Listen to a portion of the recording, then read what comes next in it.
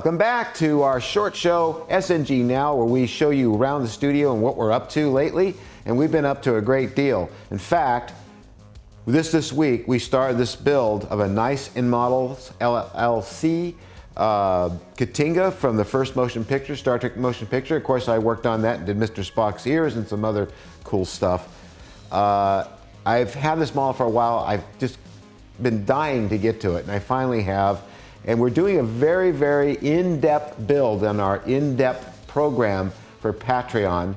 And you can see the link right here to go to that. And if you subscribe for $3 a month, you will be able to see all the steps, all the stages that we go through to build this model, from taking it out of the box to fully lighting it, and a little surprise at the end. So we're going to have a lot of other videos going on very shortly, one-day builds, which is going to be a lot of fun, and I'll have special guests with me when we're doing the build. So with a lot of fun stuff coming up, so you'll want to become a subscriber to Patreon to see all of these things happen.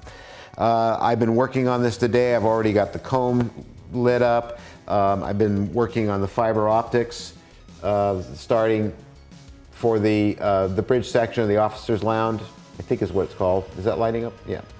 So, and then shortly, I'll have the whole thing lit up and final assembled, but you'll be able to see that on our Patreon account.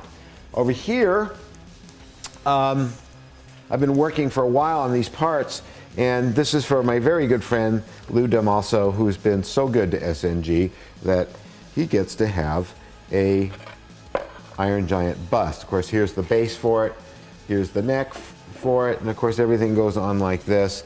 There's not a lot for him to do. These are the eyes, which you sand and frost and put behind here and light it up. And when you do, you end up with something like this over here, which you've seen before. And this is my own personal one. George did this for me. He put this little, boy, it gets dusty in here. Put this little base in here to hold the screw.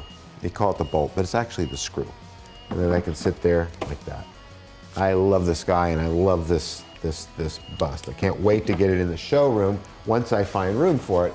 Of course, we've been continuing to work on this, and George has been making parts. These are masters, which are just now being started for this section down under here.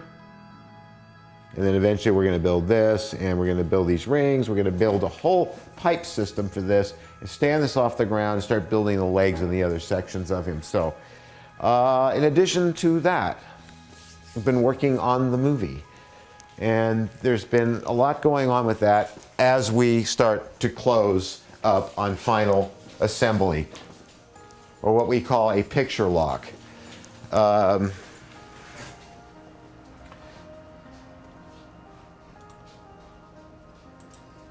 Here's our timeline, and we are, as you can clearly see, if I can shrink it down here, this is almost an hour-long show, and there's the timeline and everything in it, and it's been coming along really, really well. In addition, I've been working in Lightwave on effect shots,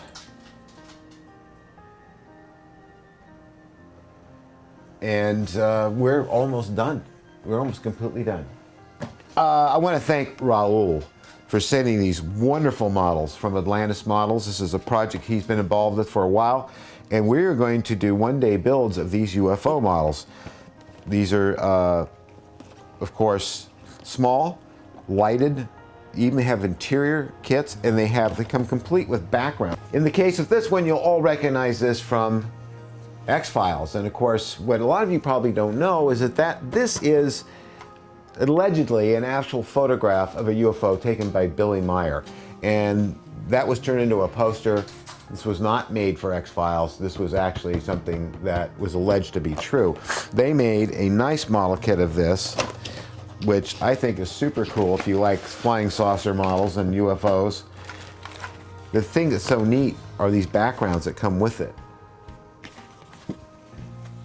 Oh, yes, are these backgrounds. So you can actually suspend the model in front of it, much like this one here, which you all recognize from Earth versus the Flying Saucers, sitting on the White House lawn. This is also one of their models, and this is very accurate to the original, and it's almost the same size that was used in Earth versus the Flying Saucers, of course, that Ray Harryhausen did all the wonderful animation for.